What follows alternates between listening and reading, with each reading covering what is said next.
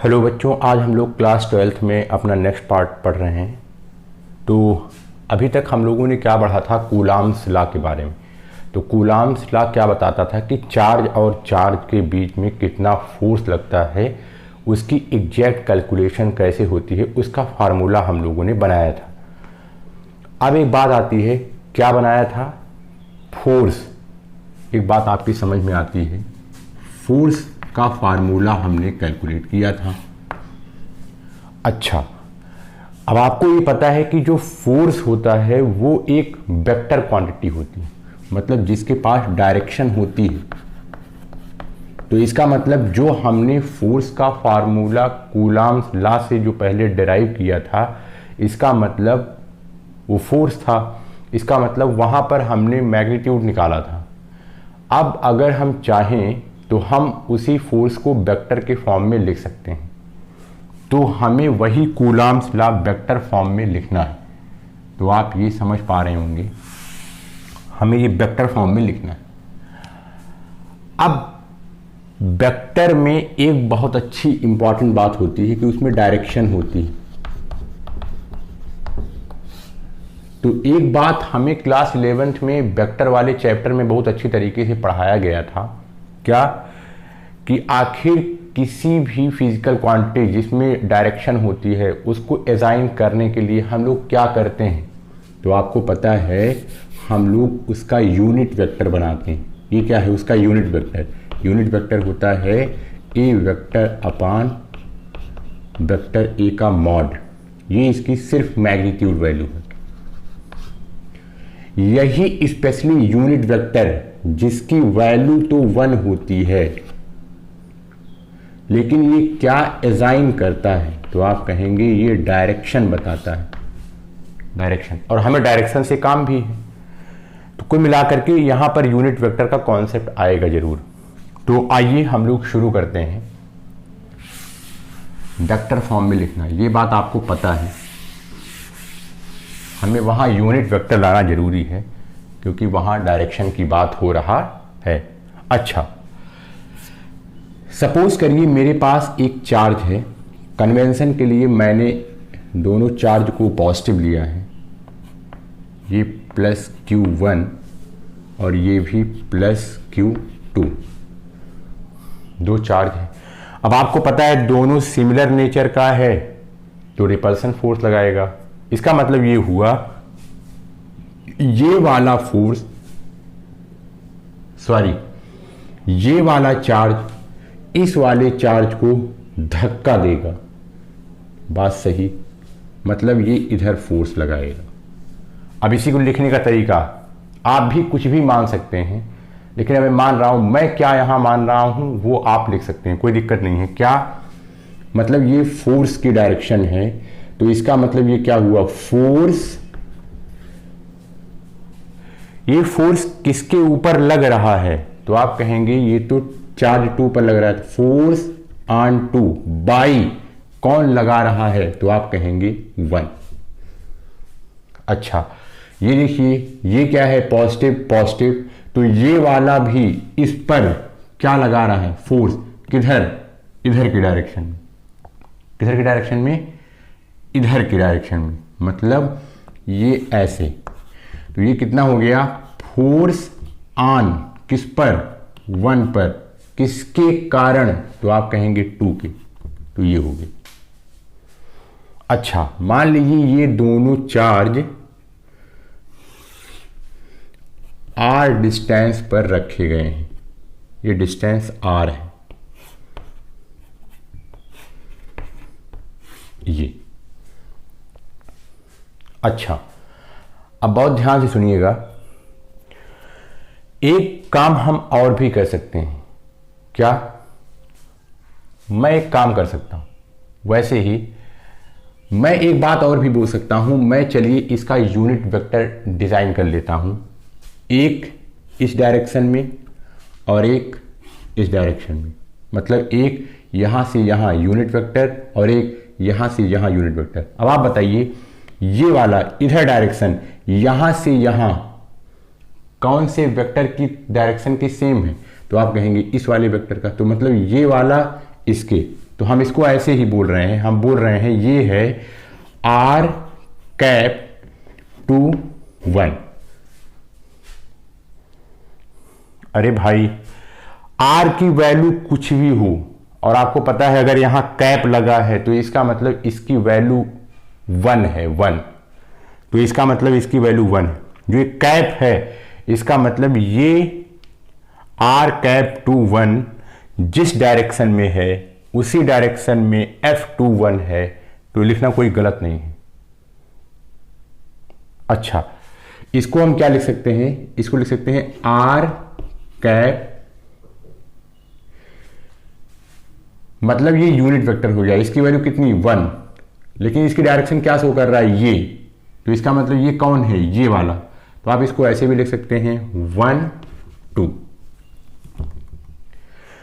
मतलब आप इसको अब ऐसे बोलेंगे कि F21 की जो डायरेक्शन है उसी का यूनिट वेक्टर ये है।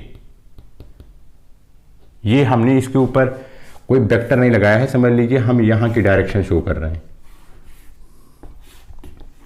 अच्छा, इस वाली वेक्टर का यूनिट वेक्टर ये है जो इस डायरेक्शन में शो कर रहा है।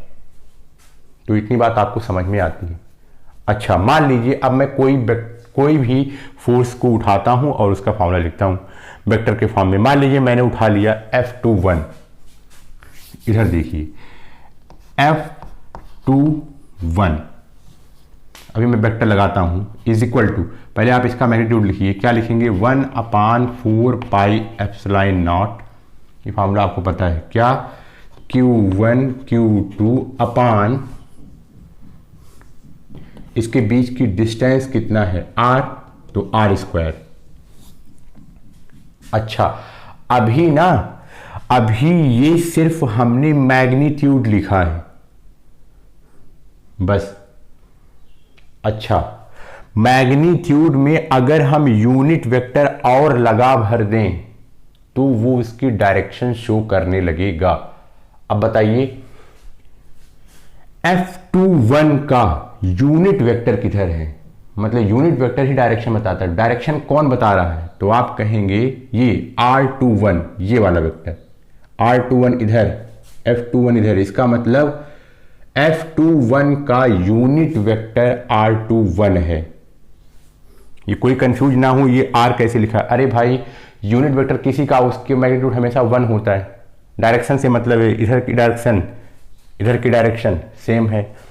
अगर मैंने इस पूरे मैग्नीट्यूड में क्या लिख दिया R कैप टू 1, तो अब ये वेक्टर के फॉर्म में हो गया। ये किसके फॉर्म में हो गया, वेक्टर के फॉर्म में हो गया। अब मैंने इसको यहां वेक्टर लगा दिया ये, अब ये मैग्नीट्यूड तो शो कर ही रहा है, मैग्नीट्यूड यहां से इसके लगने से ये क्या शो कर रहा है, डायरेक्शन, तो ये हो गया। अच्छा, हम इसको ऐसे भी लिख सकते हैं। अब मान लीजिए हम दूसरे फोर्स को लिखना चाहें तो यहां पर हम क्या लिख सकते हैं, F12 अभी नहीं लगाया, is equal to 1/4 pi epsilon naught. बताइए इतना फोर्स ये कितना काम कर रहा है, तो आप कहेंगे ये दोनों का मैग्नीट्यूड ये कितना हो गया, Q1 Q2 अपान R²।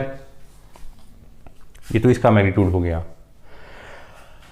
अगर हम इसके यूनिट वेक्टर से ये वाला यूनिट वेक्टर क्या कर दें, मल्टीप्लाई, तो क्या बन जाएगा, तो आप कहेंगे R का यूनिट वेक्टर, R12 का यूनिट वेक्टर। अब ये क्या बन गया, वेक्टर, तो इसका मतलब ये ऐसे हो। अच्छा, अब एक बात हमारी समझ में आ रही है, क्या, इसकी वैल्यू है कितनी 1, मैग्नीट्यूड में इसकी वैल्यू कितनी है 1, केवल एक झंझट आ रही है बस। झंझट क्या है कि इसकी वैल्यू 1 है, इसकी वैल्यू 1 है, चलिए मान लीजिए इसकी वैल्यू 1, इसकी वैल्यू 1, ये तो मैग्नीट्यूड है, सारा का सारा सेम है ही है, लेकिन अभी हम इसको इक्वेट नहीं कर सकते। समस्या ये है यहां डायरेक्शन अलग है, आपको पता है इस वाले की मतलब मैग्नीट्यूड में तो सेम ही है, लेकिन इसकी डायरेक्शन इधर है और इसकी डायरेक्शन इधर है। तो हम एक काम तो कर ही सकते हैं, क्या, अगर मान लीजिए हमें लिखने का मन ही कर रहा है तो हम एक बात ये सोच सकते हैं, क्या सोचेंगे, हम सोच सकते हैं कि अगर हम R⁻²1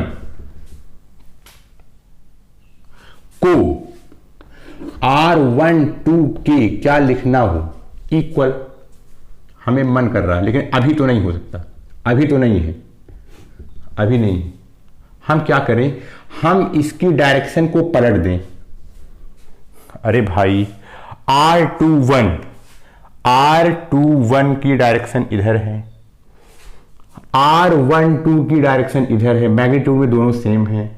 अगर हमको इनको दोनों को इक्वल करना है तो हम एक काम कर सकते हैं, क्या हम इसका निगेटिव वेक्टर ले लें तो निगेटिव में जस्ट उल्टा हो जाता है। तो इसका मतलब देखिए, अब इसकी डायरेक्शन भी इधर, इसकी डायरेक्शन इधर, मतलब R⁻² की डायरेक्शन निगेटिव ऑफ R⁻², तब ये इसके इक्वल हो जाएगा। तो इसका मतलब अगर हम इसको इसके इक्वल करना चाहें तो हम इसको ऐसे लिख सकते हैं, R⁻² is equal to minus R⁻², ये ऐसे। अब ये इसके इक्वल हो गया। तो एक बात हमारे समझ में आई, क्या अभी तक हम ये सोच रहे थे कि इसको हम कैसे इक्वल करें, क्या ये दोनों फोर्स इक्वल हैं, तो आपको समझ में आई, सिर्फ माइनस साइन का डिफरेंस है बस। अगर आप एक में माइनस लगा दो तो आप इन दोनों को इक्वल कर सकते हैं।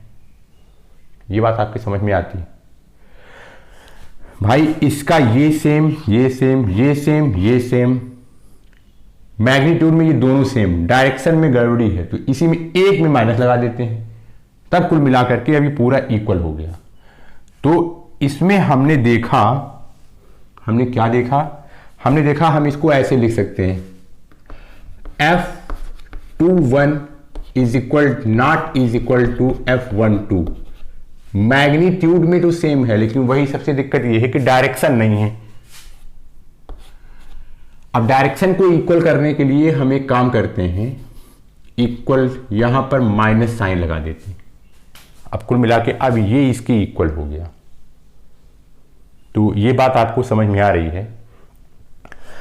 तरीका वेक्टर फॉर्म में जो हम पढ़ रहे थे, वेक्टर फॉर्म में लिखने का तरीका एकदम ठीक है। ये वेक्टर फॉर्म में लिख दिया गया, ये भी वेक्टर फॉर्म में लिख दिया गया, एकदम सही।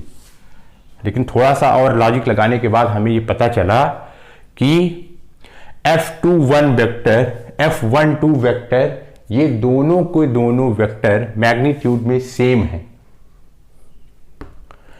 और डायरेक्शन में अपोजिट हैं। अच्छा, ये बात आपको समझ में आती है, मतलब मैग्नीट्यूड में सेम है, डायरेक्शन में अपोजिट है और इसका नेचर सेम है। नेचर सेम है मतलब, नेचर सेम है का मतलब ये हुआ कि ये भी इलेक्ट्रिक फोर्स है तो ये भी इलेक्ट्रिक फोर्स है। ऐसा नहीं है कि ये वाला ग्रेविटेशनल फोर्स है तो ये वाला इलेक्ट्रिक फोर्स है, नहीं, ये भी इलेक्ट्रिक है, ये भी इलेक्ट्रिक है, नेचर दोनों का सेम है। अच्छा, दोनों का नेचर सेम है, दोनों का मैग्नीट्यूड सेम है, दोनों की डायरेक्शन अपोजिट है। डायरेक्शन क्या है? अपोजिट। डायरेक्शन अपोजिट है। अच्छा, और दोनों फोर्स डिफरेंट बॉडी पर लग रहे हैं। ये वाला फोर्स इस बॉडी पर लग रहा है और ये वाला फोर्स इस बॉडी पर लग रहा है। तो आपको ये पता है कि अगर इक्वल अमाउंट का अपोजिट डायरेक्शन में डिफरेंट बॉडी पर फोर्स लगे और वो भी सेम नेचर का हो तो वही थर्ड लॉ होता है। इसका मतलब कि ये जो दोनों फोर्स हैं ये थर्ड लॉ वाले एक्शन रिएक्शन का पेयर है। इसका मतलब ये जितना फोर्स लग रहा है उतना ही फोर्स ये लग रहा है, दोनों अपोजिट डायरेक्शन में है बस। तो इसका मतलब यहां से हमें ये पता चला कि कूलॉम्स लॉ में जो फोर्स वर्क करता है वो एक्शन रिएक्शन पेयर होता है। ये बात आपको समझ में आती। इसका ये मतलब हुआ, अगर मैं कहूं ये वाला इस पर 5 न्यूटन का फोर्स लगा रहा है मैग्नीट्यूड में, तो आप ये कहेंगे ये वाला इस पर भी 5 न्यूटन का फोर्स लगा रहा है मैग्नीट्यूड में। डायरेक्शन की बात करेंगे तो जस्ट उल्टा है। और आप देख रहे हैं कि डिफरेंट डिफरेंट बॉडी पर लग रहा है, नेचर सेम है, तो इसीलिए ये न्यूटन थर्ड लॉ को भी फॉलो करता है। तो ये कुल मिलाकर के वेक्टर फॉर्म में हमने इसको लिख लिया। यहां से हमको पता चला कि ये दोनों force equal and opposite direction के होते हैं। अच्छा, आप इसको आराम से लिख लिए होंगे। अब हम आगे चलते हैं, बहुत ध्यान से सुनिएगा। इसको हम और तरीके से भी लिख सकते हैं।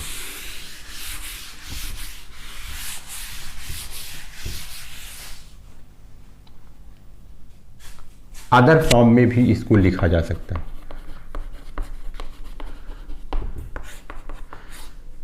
इसको ध्यान से सुनिएगा। इधर मान लीजिए मैंने एक फोर्स उठाया, अब आप वहां से आपकी कॉपी में लिखा होगा ये F21 is equal to 1/4 pi epsilon naught Q1 Q2 upon R square, और ये क्या था R21 का कैप। अच्छा, और डिफरेंट डिफरेंट किताबों में कुछ तरीके, कुछ भी कन्वेंशन मान सकता है, लेकिन आपको ये लॉजिक आराम से ध्यान रखना है, उसमें आप घबराइएगा नहीं। अच्छा, इधर देखिए, ये वाला वेक्टर फॉर्म में हो गया। हम इसको कुछ और भी कर सकते हैं। ये क्या है? ये यूनिट वेक्टर है। कैसे पता चला? कैप लगा है ये। तो आपको फॉर्मूला पता है, a cap is equal to a vector upon a का मैग्नीट्यूड। इसको हम ये भी तो लिख सकते हैं। अच्छा, इधर देखिए, यहां चार्ज था क्या Q1, यहां था क्या Q2। इसको हमने क्या बोला था? इसको बोला था हमने R21। अच्छा, मान लीजिए मैं इसको कह रहा हूं ये है पूरा R21। मानने में कोई बुराई नहीं है, कोई किताब ऐसे भी मानी होगी 2 से 1, हम इसकी लेंथ को मान रहे हैं R21, कोई दिक्कत नहीं है। तो यहां पर ये कितना हो गया? R21। R21 कहने का मतलब ये इसका पूरा का पूरा क्या हो गया? मैग्नीट्यूड। तो आप इसको ऐसे भी तो लिख सकते हैं, यहां पर आप इसको लिख सकते हैं R21 unit vector is equal to a vector. वैसे ये पूरा R वेक्टर कितना है भाई? वैसे तो हम इसको R से रिप्रेजेंट कर रहे हैं, लेंथ से इतना होगा इसका लेंथ। तो इसका मतलब हम इसको ऐसे लिख सकते हैं क्या? R21 का वेक्टर, मतलब पूरी लेंथ, मतलब ओरिजिनल में कितना था। अच्छा, अब हम क्या करें? इसी के मैग्नीट्यूड से इसको डिवाइड कर दें, मतलब R21 का मैग्नीट्यूड। ऐसे तो हम यहां एक काम कर सकते हैं,